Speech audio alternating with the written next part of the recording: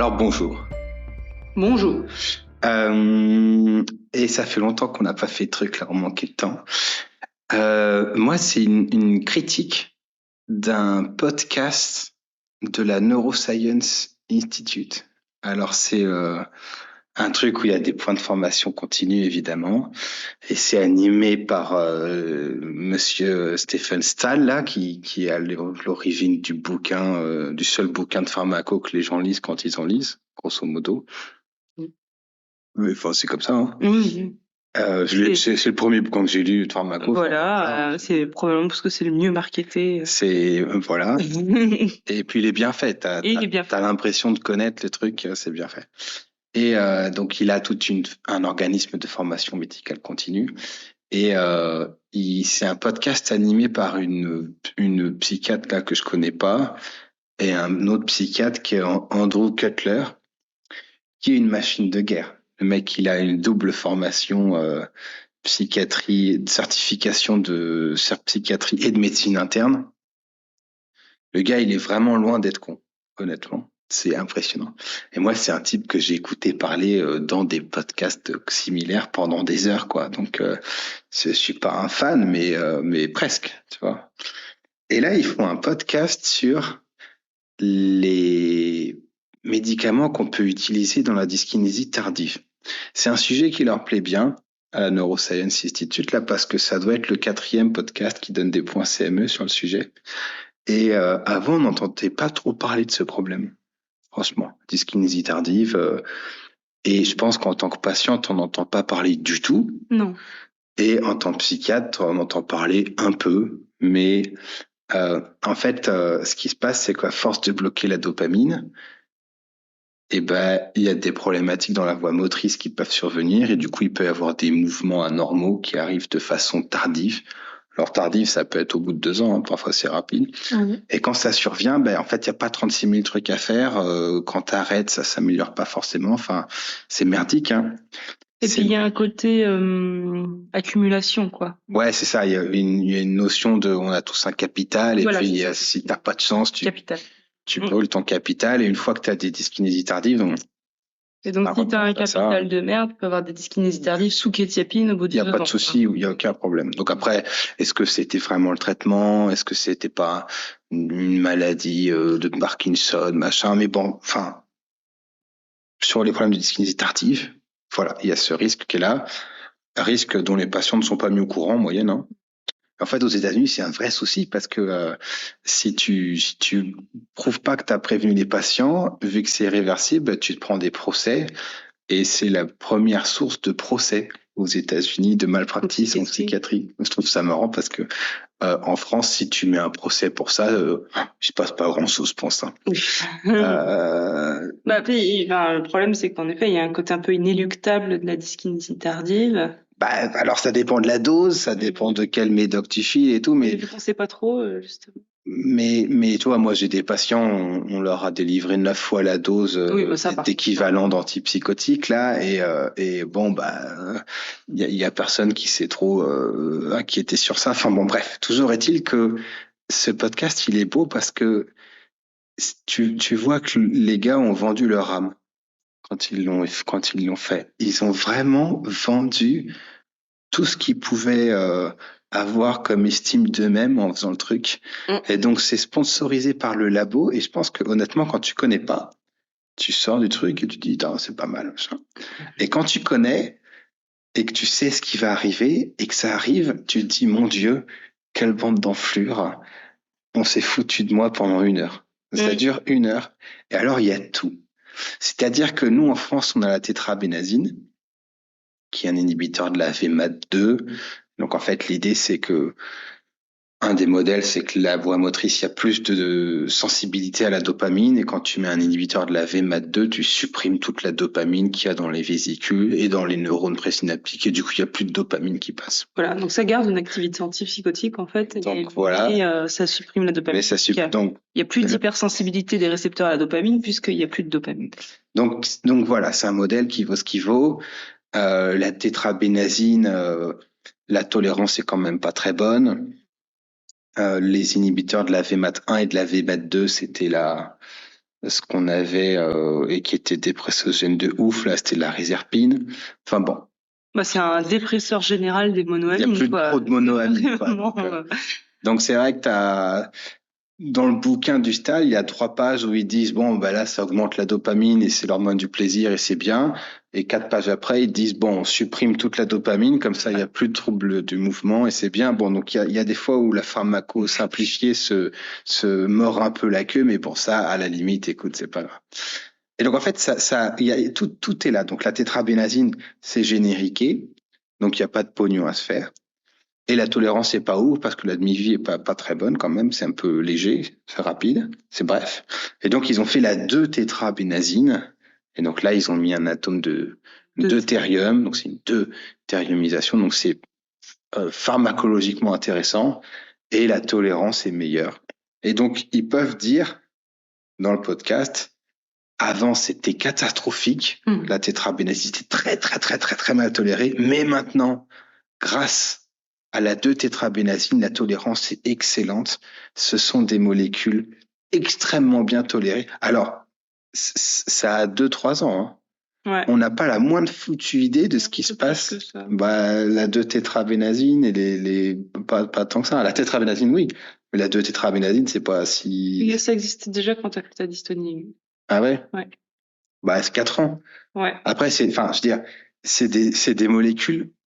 Les gens partent pour prendre ça pendant 15-20 ans, si tu veux. Donc, en termes d'effets secondaires, en fait, on n'en sait pas grand-chose, tu vois. C'est pas grave.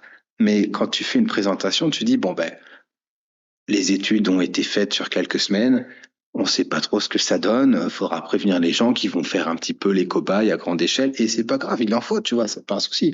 Mais tu fais pas un podcast en disant, j'ai jamais vu des molécules aussi bien tolérées, alors qu'il y a zéro recul, quoi. Ouais. Il y a zéro recul. Sur une dernière attention, pas une dernière attention dans le mode où on essaye d'autres trucs avant, mais plus dans le mode où, si le cas est vraiment désespéré, tu testes ça, toi, et c'est pas grave, mais tu dis pas, c'est des trucs incroyablement bien tolérés, extrêmement bien tolérés. Le mec, il en a fait d'autres, des études cliniques avec des trucs bien tolérés aussi. Je veux dire, il y a rien de particulièrement bien toléré. Je te parle même pas de l'efficacité, je te parle de l'honnêteté, de dire aux gens, bon, écoutez, c'est des trucs à prendre sur le long terme. On a 0 étude sur le long terme à l'heure d'aujourd'hui. Donc, on va voir comment ça se passe sur les 10 prochaines années, tu vois. Mais c'est pas grave. C'est comme quand les gens disent, je vais prendre de l'Aketia, c'est quoi le risque de l'Aketia? En vrai, si on voudrait être honnête, quand les gens, ils ont 20 ans et qu'ils vont prendre ça à la vie, on leur dirait, je sais pas. Je sais pas, mon garçon. Je sais pas, c'est arrivé pour les troubles bipolaires. Ça a commencé à être prescrit en 2000. On est en 2024, on a 25 ans. Donc, est-ce que dans 40 ans, je sais vraiment te dire c'est quoi les risques? Non, je sais pas. C'est pas grave. Mais tu fais pas un podcast en disant oui, c'est extrêmement bien toléré, c'est incroyable. Donc voilà, donc il y a le classique de dire la molécule juste avant est horrible, mais tu fais une petite modification pharmaco dessus et paf, ça devient un summum de tolérance. Et celle-là, elle est toujours un peu jolie. C'est comme si on fabriquait un vaccin en 9 mois et qu'on disait à tout le monde qu'il faut le prendre parce que c'est extrêmement bien toléré. Parce que voilà, tu dis, on va prendre ce pari, mais tu dis pas à tout le monde la tolérance est excellente parce qu'on n'en sait rien, les mecs, sur la durée, on n'en sait rien. On n'est pas contre le vaccin, attention. Attention. Non. Parce que là, tu as le droit de couper. Il y en a qui vont, vrayer, je coupe pas. C'est pour ça que j'ai mis. Voilà. Ok. Et du coup, il y a aussi le moment où les gars, ils disent, c'est FDA approved. Donc ça, le gars, il te le martèle en chaîne pendant le truc, c'est FDA approved, c'est FDA. Mais mon garçon, ça n'a aucune importance que ce soit FDA approved. Quand tu dis c'est FDA approved, tu dis le labo a réussi à fournir 2 études qui montrent que ça marche sur une durée brève. C'est tout. Ça ne veut dire que ça. C'est ça. Le FDA approved aux États-Unis, c'est un peu l'inverse de l'AMM en France. C'est-à-dire qu'il y a beaucoup de choses qui sont FDA approved. Quand tu regardes, c'est. Non. Il y en a. C'est pas l'inverse. Il y en a juste moins, quoi. Il y a juste moins de trucs en France. Mais c'est en France, ils le sortent pas parce qu'ils ont aucun intérêt. Financièrement, ça coûte. Oui, je veux dire, mais tu vois, au contraire, je trouve qu'aux États-Unis, il y a beaucoup de molécules FDA approved et c'est pas pour autant qu'il faut les prescrire. En France non plus. Oui, d'accord, mais en France, c'est carrément même l'inverse. C'est-à-dire que il y a plein de choses qu'on peut prescrire qui sont pas approuvées par l'AMM. La proportion est inverse, même s'il y a plein de choses approuvées par l'AMM. Ah ouais. Non, mais ce que je veux dire, c'est que la façon dont tu prescris aux États-Unis, elle est très claire. Si tu as un médoc qui a une indication, après, s'il y a des études, tu peux prescrire sur autre chose. Et donc, en fait, aux États-Unis, le FDA approved pour les prescripteurs n'a pas particulièrement d'importance. Non. Donc, en fait, quand le type, il dit c'est approuvé par la FDA, en fait, il juste dit, il y a 2 études fournies par le labo qui montrent que ça marche. Peut-être des qui montrent que ça marche pas, mais 2 qui montrent que ça marche. Mais je trouve qu'on a l'impression, la logique de la FDA approved, c'est plus de laisser le champ extrêmement large aux praticiens et de choisir dans ce qui est FDA approved, tandis qu'en France, là, en tout cas, le type là, il se sert clairement de ça, en disant bon, voilà, on reste dans la FDA approved. Et trois podcasts avant, et il te dit bon. Le pramipexole dans la dépression, c'est pas FDA approved, mais ça n'a rien à voir, on s'en fout ça. C'est parce que y a plein d'argent à faire. En fait, ça aurait pu être FDA approved, mais paf, c'est arrivé le brevet là est arrivé pile à sa fin de vie, au moment où ils ont commencé à faire les études sur les dépressions bipolaires et tout. Donc en fait, peut-être qu'à 2 ans près, c'était FDA approved. Mais du coup, les mecs, ils jonglent avec ça en disant une fois c'est FDA approved, donc il faut faire parce que la FDA approved, et puis une autre fois, ils t'expliquent, bah non, en fait, on s'en fout, machin. Donc la bonne réponse, c'est on s'en fout que ce soit FDA approved ou pas. S'il y a des études, t'y vas. Donc en fait, au lieu de dire ça, tu dis il y a les études tic-tic qui montrent que ça a marché, mais tu dis pas si FDA approved. Donc en fait, c'est aussi le classique du labo qui joue avec les autorisations, les autorisations d'utilisation, qui parfois surinent les gens en disant il faut faire comme c'est écrit dans l'indication de la mise sur le marché, et puis parfois dit bon bah effectivement, et heureusement on fait des prescriptions hors indication. Si on ne faisait que ça, les gens mourraient. Ah oui. T'imagines si tu arrives et que tu fais une phase maniaque en pédopsie, t'as aucun régulateur d'humeur avant 12 ans. Donc les gens te diraient, écoute, tu reviens l'année prochaine, désolé. Si on faisait comme ça, si la kétiapine ne marche pas dans la dépression bipolaire, on te dirait, écoutez, désolé, on a fait tout ce qu'on a pu et c'est fini. Donc en fait, bon, mais donc voilà, ils jonglent un peu avec ça et c'est quand même, je trouve, des petits rigolos. Et après, on a droit à tout, ils nous font une histoire. Donc là, la nana te fait une histoire horrible où le type, il n'arrivait pas à s'empêcher de... Donc ça peut ressembler à ça. Hein. Par exemple, ceux qui n'aiment pas les bruits de bouche, ils sont refaits. Et donc tu peux éventuellement te mordre et te faire des lésions qui peuvent après s'ulcérer au niveau de la muqueuse buccale là, et donc à te... Oui, parce qu'en plus avec les médicaments t'as la bouche sèche, donc ça il y a tout quoi. Il y a tout quoi. Donc la meuf elle est là et elle dit voilà, j'ai un patient qui était comme ça, et du coup après il y avait une plaie là, puis qui a commencé à s'aggraver, ça se kératinisait un petit peu, et c'était horrible, et heureusement on a pu lui mettre le traitement et ça a marché, il a pu revivre sa vie, et du coup t'as l'autre qui fait c'est beau, c'est beau. C'est bon. Mais attends, on aurait aussi pu faire gaffe à ne pas trop prescrire de doses avant de faire ça, tu vois. Enfin, je veux dire, il y a plein d'autres trucs à faire avant que de juste, ça y est, ils ont des dyskinésies tardives, paf, on leur file médoc. Le problème, c'est que ces médocs, ils sont pas en forme génériquée, et du coup, ils coûtent la peau du slip. Je crois que c'est 1000 balles et quelques, le truc. Donc, il y a la 2-tétrabénazine, après, il y a la valbénazine. Alors là, t'es refait parce qu'il y a différents énantiomères, alpha et tout. Donc, pour le pharmaco, c'est nickel, quoi. Et donc, tu as des petites guidelines, tu vois, si jamais ça marche pas, parce que ça marche pas chez tout le monde, hein, ça, ils oublient de nous le dire, mais ça marche pas chez tout le monde du tout, et ben, tu peux essayer l'autre. Donc là, c'est l'assurance qui, bon, voilà, c'est vrai que en fait, c'est financièrement pas faisable de filer ça à tous les gens qui ont eu des dyskinésies tardives. Ça coûte trop cher. C'est parce que ça coûte trop cher qu'ils peuvent se permettre de se faire arroser par les labos. Mais bon, ça c'est un autre sujet. Alors après, on a droit, et là je pense que c'est un peu le paroxysme du truc puant, on a droit à des fois les patients ne voudront pas. Ah oui. Ils ne voudront pas prendre ça. Donc, ils voudront pas parce que ça fait un médicament en plus. Le type, il a dit, je te jure, il a dit ça, il a dit, mais il faut bien se rendre compte que c'est pas de la polypharmacie de rajouter ça. Parce que dans les études, ça a été rajouté avec le neuroleptique qui était présent et qui était peut-être à l'origine des dyskinésies. On parle de Andrew Kotler. Le mec, il a un QI à 240.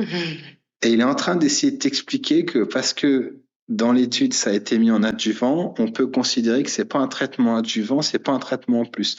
Alors, va expliquer ça à ton patient schizophrène. Oui. Tu me diras si ça passe ou pas. Moi, tu me rajoutes un médoc, c'est un médoc de plus. Tu peux dire, oui, mais dans les études, c'est fait comme ça, j'en ai rien à foutre. Et donc, à partir de 4, je crois. 3, c'est de la polypharmacie. Voilà. Tu rajoutes un médoc pour gérer les effets secondaires d'un autre médoc. Et c'est pas grave. En soi, c'est pas grave. Il y a des fois, on peut pas faire autrement. Mais présente-le comme ça. Me dis pas, c'est pas vraiment de la polypharmacie. J'ai l'impression d'être pris pour un crétin. Oui. J'ai l'impression d'être pris pour un crétin. Et du coup, ils ont une solution. Parce qu'il y a des gens qui vont dire, effectivement, allez vous faire foutre. Ils ont trouvé la solution. La nana te parle d'entretien motivationnel. Et là, c'est beau parce que t'as Kotler qui fait interesting. Eh ben oui, interesting, mon gars. Le gars dans l'entretien motivationnel, il a même fait un chapitre sur le truc. Il a dit bon, et voilà, on voit qu'on arrive à aiguiller les gens dans une certaine direction quand on fait ce genre de pratique là. Est-ce que ça pose pas des questions éthiques de si on les aiguille dans des trucs qui sont pas tout à fait pour leur bien ou je sais pas quoi. Et ça dit quoi? Discutable pour leur bien. Ouais, c'est ça. Et c'est vrai que là, tu te dis, est-ce que quand la meuf nous parle d'entretien motivationnel, juste après que le mec nous ait dit, c'est les médicaments les plus tolérés que j'ai vus, ça marche très bien, y a pas d'effet secondaire, c'est pas de la polypharmacie. Est-ce que tu crois que vraiment ils ont à cœur le bien-être du patient, sachant qu'on a zéro recul. Et toi, tu te dis, mais c'est dégueulasse. C'est dégueulasse, mais c'est puant de ouf ce qu'ils ont fait, les mecs, quoi. Et tu te dis, pourquoi ils font ça? Et en fait, c'est que ils font un fric de bâtard. Ils font un fric de dingue avec ça. C'est obscène, quoi. Vraiment, c'est obscène. Et du coup, je pense que c'est bien. Moi, je me sens honnêtement trahi quand j'entends ça. Là, c'est le petit côté mélo, hein. Parce que j'ai passé des heures à lire, à écouter ce genre de personnes. Et c'est que récemment que je me suis rendu compte d'à quel point on se faisait complètement massacrer par derrière, pour pas utiliser un autre terme. Et que ce qui faisait parfois la différence entre moi et quelqu'un que je considérais ignorant, c'est que j'ai été abreuvé par le lait de vendeurs de médoc qui se sont travestis en médecins pour le faire, quoi. Et je me dis, c'est moche pour ma tronche. Et du coup, voilà, c'est la Neuroscience Institute. Je mettrai le lien sur LinkedIn et sur le Substack, là. Parce que, faut pas se faire avoir, quoi. Ouais. Faut pas se faire avoir. Garder un esprit critique. Ah ouais, franchement, c'est... Même quand les gens, ils sont bien en face. C'est ça, quoi. C'est ça, et du coup, c'est con parce que les deux là que j'ai écoutés, ça se trouve, ils vont faire un podcast sur, écoutez, quand les gens sont déshydratés, il faut pas hésiter à proposer de l'eau. Et moi, je serais là, je sais pas. En fait, j'ai plus confiance, mec, en ce que tu me racontes. Tu vois, j'ai pas trop confiance du tout, quoi.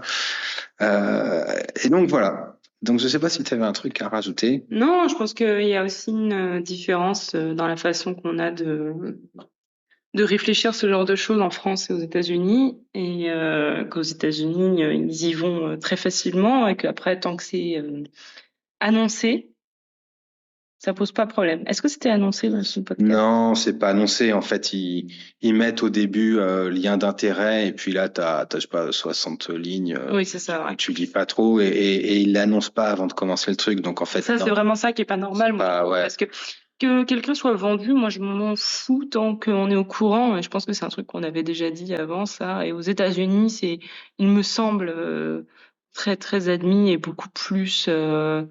beaucoup moins mal vu d'aller faire du pognon comme ça, de façon complètement indécente pour nous. Mais tant que c'est annoncé, moi c'est pas un problème. C'est vrai que là, c'est noyé, quoi. Voilà, c'est pas annoncé. Puis en France, c'est pas annoncé non plus. On avait parlé en France, oui. Du daridorexant, là, c'est glauque. Hein. Franchement, c'est. Oui, mais en France, si c'était su un peu plus, ce serait un vrai scandale. Je pense qu'aux États-Unis, c'est moins. Ouais, ou non, aux États-Unis, c'est toléré. Je sais pas moi. Enfin, c'est plus. Je vois pas comment tu peux donner des points de formation médicale continue avec des interventions qui sont faites par des gens qui sont payés par les labos, quoi. Je comprends pas. Ça, franchement, je comprends pas.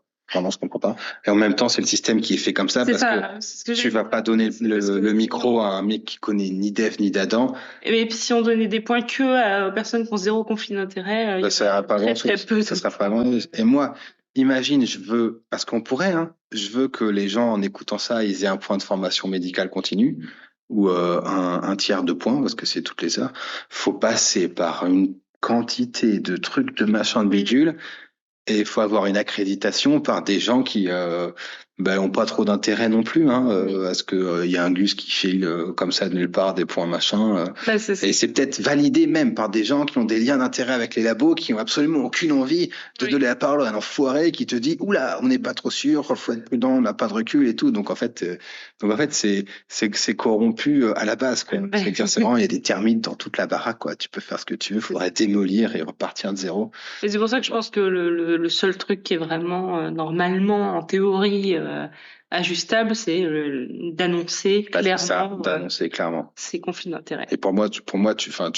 Et de mettre 60 lignes en début d'article pour annoncer les conflits d'intérêt où c'est invitable, il faut aller chercher le truc. C'est pas ça, ouais. C'est pas annoncé clairement.